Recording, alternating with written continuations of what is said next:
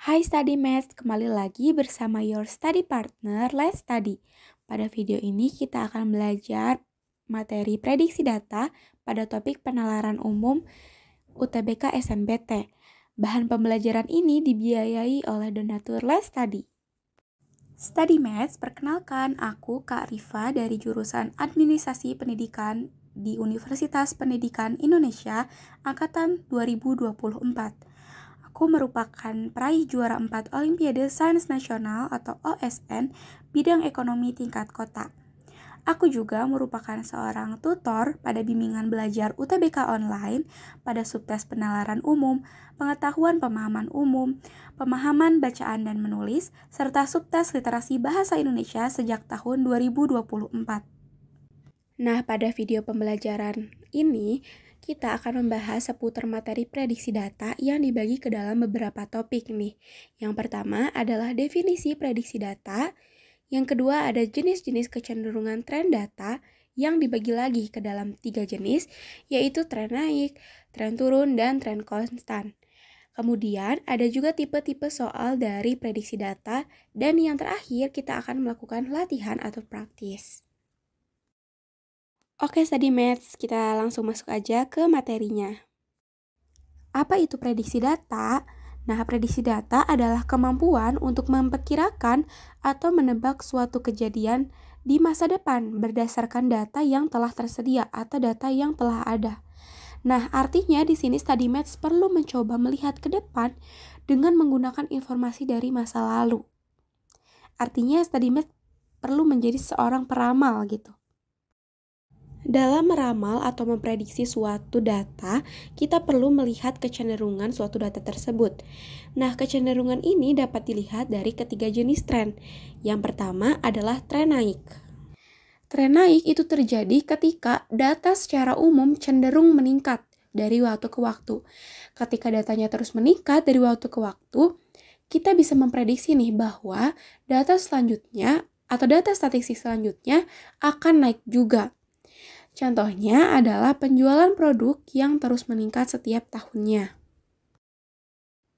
Kebalikan dari tren yang naik, ada pula tren turun, di mana tren turun ini terjadi ketika data secara umum cenderung menurun dari waktu ke waktu. Ketika kita udah mengamati nih bahwa datanya terus menurun, maka kita bisa memprediksi bahwa data statistik berikutnya itu akan turun juga. Nah, contohnya seperti apa? Contohnya misalkan angka partisipasi sekolah itu terus menurun setiap tahunnya, seperti itu. Nah, Study Maths ada pula tren konstan atau tren yang tidak menunjukkan perubahan yang signifikan dari waktu ke waktu. Artinya tren ini terus dalam angka yang sama gitu ya setiap tahunnya atau setiap waktunya.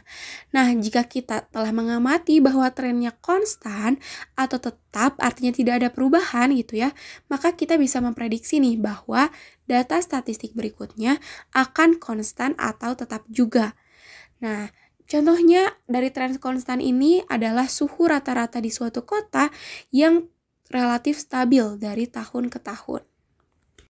Nah, Study Maths setelah kita membahas materi tadi, nggak lengkap rasanya kalau kita nggak latihan. Jadi kita langsung aja masuk ke latihan soalnya. Oke, langsung masuk ke tipe model soal yang pertama, yaitu tipe model soal pilihan ganda atau PG. Nah, boleh nih Study Maths untuk men-screenshot dulu pada halaman ini. Nanti kita next ke pertanyaannya ada di slide selanjutnya. Nah, berdasarkan tabel di atas, jika tren pada tahun berikutnya sama dengan tahun-tahun sebelumnya, apa yang paling mungkin terjadi pada tahun 2013? Nah, di sini ada opsi A sampai E. Boleh nih Study Maths untuk mengisi jawabannya dulu sebelum kita bahas soalnya bareng-bareng. Nah, soalnya ini kan Study Maths, di mana di sini tertera bahwa terdapat tabel persentase perempuan usia 20 sampai 24 tahun yang menikah sebelum usia tahun menurut daerah tempat tinggal.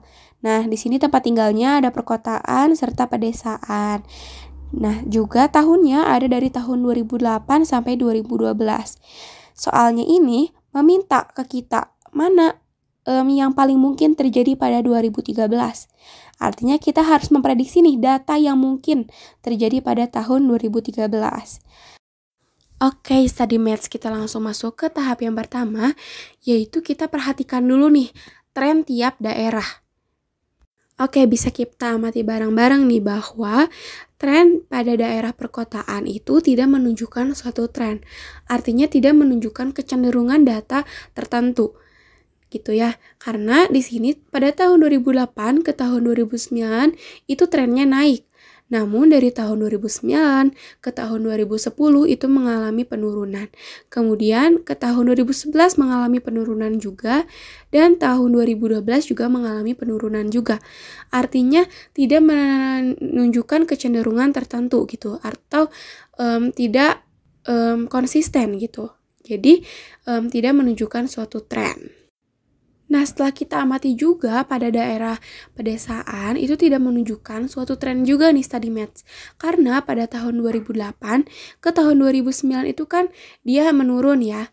Kemudian dia meningkat, kemudian menurun lagi, kemudian menurun lagi gitu. Jadi artinya tidak menunjukkan kecenderungan tren tertentu. Setelah kita mendapatkan informasi bahwa di daerah perkotaan dan di daerah pedesaan itu tidak menunjukkan suatu tren, artinya kita tidak dapat menentukan prediksi secara pasti apakah data pada tahun 2013 itu akan meningkat ataupun menurun. Maka dari hasil analisis tadi menentukan nih bahwa opsi A dan opsi B itu pasti salah. Nah, selain cara tadi, kita juga bisa membandingkan nih data daerah perkotaan dan daerah pedesaan. Oke, coba kita amati bareng-bareng bahwa perkotaan itu selalu lebih kecil daripada pedesaan dari tiap tahunnya. Maka, setelah melihat kecenderungan tersebut, kita dapat memprediksi nih bahwa persentase pedesaan itu selalu lebih besar dari perkotaan, atau perkotaan lebih kecil dari pedesaan. Jadi jawabannya adalah yang E, teman-teman, bahwa presentasi perempuan yang menikah sebelum usia tahun di daerah perkotaan lebih sedikit daripada pedesaan, sesuai dengan prediksi tadi. Oke, study math lanjut ke tipe model soal yang kedua, yaitu pilihan 2 kolom. Nah, di sini ada grafik data mengenai nilai ekspor ketiga negara tahun 2012 sampai 2015. Boleh nih di screenshot dulu sebelum masuk ke tabelnya. Ini dia grafik data mengenai nilai ekspor ketiga negara. Nah, study maths boleh berikan tanda checklist pada kolom yang sesuai. Nah, pernyataan ini apakah benar ataupun salah? Oke, udah dapat jawabannya. Nah, oke, kita mulai aja untuk membahas pernyataan 1 sampai pernyataan 2 dulu. Sebelumnya kita analisis dulu nih datanya, bahwa di sini tuh ada data nilai ekspor ketiga negara, yaitu Amerika Serikat, Korea Selatan, dan juga Jerman. Masuk aja ya ke pernyataan yang pertama. Pernyataan pertama mengatakan bahwa nilai ekspor batik ke negara Amerika Serikat pada tahun 2016 akan mengalami kenaikan. Untuk menentukan tren nilai ekspor batik ke Amerika Serikat, study maths perlu melihat garis pada grafik data yang berwarna biru tua. Nah, yang warna biru tua itu menunjukkan ya bahwa dari tahun 2012 sampai tahun 2015, datanya itu selalu meningkat. Datanya selalu mengalami kenaikan. Nah, ketika mengalami kenaikan berarti trennya naik. Jadi pernyataan 1 bagaimana? Apakah benar atau salah? Yaitu jawabannya benar ya. Bahwa prediksi data pada tahun 2016 nilai ekspor batik ke negara Amerika Serikat akan mengalami kenaikan. Oke, pernyataan 1 udah, kita lanjut ke pernyataan 2 nih. Oke, pernyataan 2, selisih nilai ekspor batik antara Amerika Serikat dan Korea Selatan pada tahun 2016 akan semakin besar. Untuk menentukan selisih nilai ekspor batik antara kedua negara tersebut, kita perlu mencari tren dari Amerika Serikat dan Korea Selatan. Nah, untuk Amerika Serikat tadi ya seperti yang udah disebutkan bahwa garis yang berwarna biru itu trennya naik atau semakin besar. Sedangkan Korea Selatan dari tahun ke tahun itu selalu mengalami penurunan angka nilai ekspor. Dari tahun 2012 sampai 2015 terus menurun. Artinya trennya turun atau semakin kecil. Setelah melihat kecenderungan data tersebut, kita dapat memprediksi nih bahwa data Amerika Serikat atau yang berwarna biru akan terus-menerus semakin meningkat gitu. Sedangkan Korea Selatan akan terus semakin mengecil. Nah, maka ketika jaraknya semakin jauh, maka selisih nilai ekspor batik kedua negara tersebut akan semakin besar. Yang satu ke atas, yang satu ke bawah. Seperti itu, maka ketika selisihnya makin besar, pernyataan dua itu adalah benar pernyataannya. Oke, tadi kita udah bahas dua pernyataan, lanjut ke pernyataan yang ketiga. Pernyataan ketiga yaitu nilai ekspor batik ke negara Korea Selatan pada tahun 2016 mengalami kenaikan. Nah, di sini nilai ekspor batik ke negara Korea Selatan berwarna coklat ya, study match. Boleh kita fokus ke yang warna coklat. Setelah diamati, nilai ekspor batik ke negara Korea Selatan dari tahun ke tahun itu selalu mengalami penurunan. Maka kita dapat memprediksi bahwa pada tahun 2016 datanya pun akan mengalami penurunan. Jadi pernyataannya adalah salah. Oke, kita lihat ya bahwa ke pernyataan yang keempat, nilai ekspor batik ke negara Jerman pada tahun 2016 akan mengalami tren konstan. Jika kita amati nih study match yang warna abu atau yang negara Jerman gitu ya, nilai ekspor batik ke negara Jerman tuh tidak menunjukkan tren atau datanya itu bersifat acak atau tidak menunjukkan pola yang jelas sehingga kita tidak dapat menentukan kecenderungannya. Di sini datanya turun kemudian naik, turun kembali, artinya trennya itu tidak dapat ditentukan. Sehingga pernyataan nomor 4 adalah salah. Oke, study maths, kita masuk ke tipe model soal yang ketiga, yaitu soal isian singkat. Study maths diminta untuk mengisi kotak atau kolom yang kosong itu dengan suatu angka. Nah, boleh nih untuk di screenshot selama 5 detik sebelum pertanyaan ini kita bahas bareng-bareng. Oke, sebelum itu kita baca dulu soalnya. Perhatikan diagram jumlah ekspor besi dan nikel pada bulan Maret sampai Juli berikut. Nah, di sini ada diagram batang dari bulan Maret sampai Juli. Nah, berdasarkan diagram di atas, perkiraan jumlah besi pada bulan Agustus sebesar titik-titik ton. Nah, berapa ton kira-kira pada bulan Agustus untuk besi itu? Untuk memperkirakan jumlah besi pada bulan Agustus, pertama-tama kita bisa melihat jumlah ekspor besi pada bulan Maret sampai Juli itu trennya apa.